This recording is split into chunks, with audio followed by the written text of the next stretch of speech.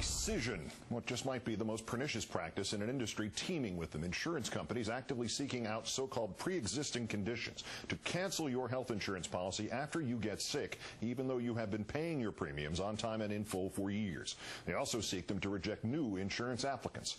Our fourth story in the countdown, the latest Senate Finance Committee compromise bill would reportedly allow insurance companies to charge most employers more to insure women employees. This while the current system that Republicans are defending includes rescission, which itself allows for pre-existing conditions to include being beaten by your spouse or being pregnant.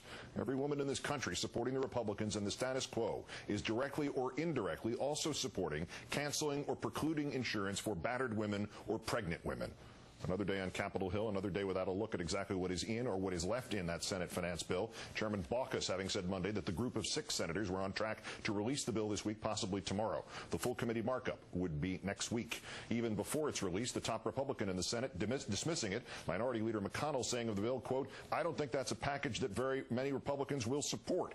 2 of the Republicans who helped to write the bill joining the minority leader and complaining about it, Senators Enzi of Wyoming and Grassley of Iowa, cataloging their complaints in documents sent to Chairman Baucus because they didn't see enough of him when they were drafting the legislation.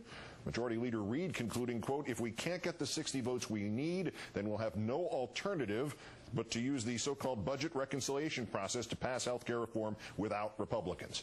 At a health care forum in Washington, Wendell Potter, the former communications director for Cigna, as well as a frequent guest on this news hour, testifying to lawmakers yesterday, he told reporters that the Finance Committee bill is an absolute gift to health care insurance companies. Today, he suggested that any legislation which does not include a public option should be given a new name.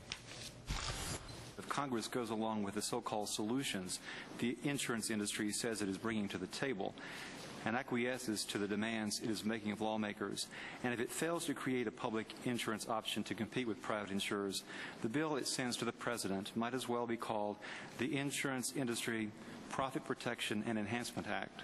In 2006, Democrats in the Senate, having tried to end the insurance industry practice, now legal in 8 states and the District of Columbia, of discriminating against people who are being beaten by their spouses. An amendment introduced by Senator Patty Murray of Washington was defeated then in the Help Committee in a tie vote, 10-10. All of the no votes were Republicans. Among them, Senator Enzi, the same Mike Enzi now drafting and complaining about the bill about to come out of the Finance Committee.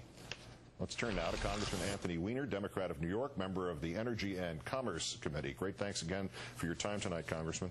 My pleasure. Thank you, Keith. When insurance companies are not rescinding one woman's coverage because she once had acne, they're rescinding another woman's coverage because she's a victim of domestic violence, a culture of, insurance-wise, blaming the victim. Does that pretty much sum up the American health insurance industry at the moment? Well, you know, it's frequently been said, and I've said on your show, I don't think people in insurance companies are evil, but it's clear what they want to do is take in as much money as they can and pay as little as possible out in the form of benefits.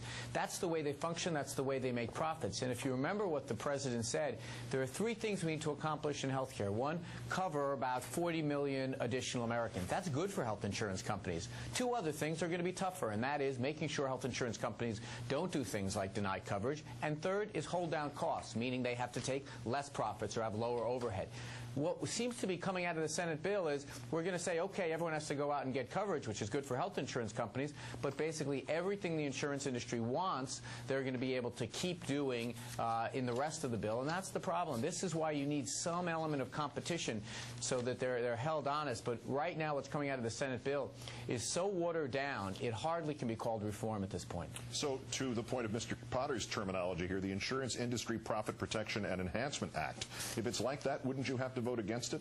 Well, it sure has to have more than the Senate's putting in. You know, I keep hearing people say, well, the public option is just one element of the bill, but it's an extraordinarily important one, and your viewers need to understand why. If we leave insurance companies to their own devices, they have shown no instinct at all for saving money for the taxpayers or for their customers. That's not what they do. They save money, if they can get any, by cutting services and then keeping money for their shareholders or for bonuses for their executives. So unless there is some some element of these bills that says we're going to contain that, then frankly we're going to be right back to the drawing board a couple of years later with exploding costs. And the same thing, remember, we didn't have the term pre-existing condition until we outsourced so much of the job of health care to private insurance companies. One thread through many of these stories of rescission, of rejection of applications for insurance would seem to be this issue of gender, that obviously the overwhelming majority of battered spouses are women. Pregnant women who try to buy insurance on the individual market get turned down because pregnancy is considered a pre-existing condition.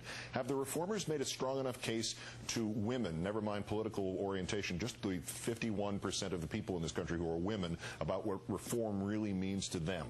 You know, we have this kind of two-course argument going on in Washington where people say, hey, I like my insurance company, why do you want to change it? Yeah, they like it if they're in certain categories. One category of people that likes it are people that never have to get their health insurance, that they're healthy, they never have to dial the 800 number or wrestle with any of the forms.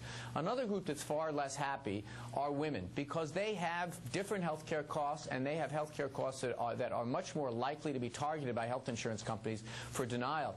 Many states in the country now have laws protecting women when they come in when they're having children. They only have those laws because there are so many abuses among insurance companies trying to deny coverage to pregnant women. This is one of the reasons why we need reform in this country, but more than just reform. We need competition for insurance companies. You can have all the reform legislation that you want, and what seems to be happening in the Senate is they're even watering down that language. So, look, I'm glad that the cooling saucer of democracy in the Senate is finally moving something along so we can get back to the path of doing what the President articulated, which is protect consumers from these abuses. So ultimately, Congressman, are we back on the path to a good bill or not? Well, not if we go. Look, the Senate bill might be a starting point for something, but right now they have taken the basic elements of health care that the President said he wants, that the American people need, containing costs through competition and guaranteeing that we don't have abuses of people who have private insurance, and they've watered them down to the point where they're virtually meaningless. So if you just say this is only going to be about insuring more people, giving more customers to the insurance companies, without any of those protections, we're basically worse off than when we started. Congressman Anthony Weiner of New York, as always, great thanks for your time. Thank you, Keith.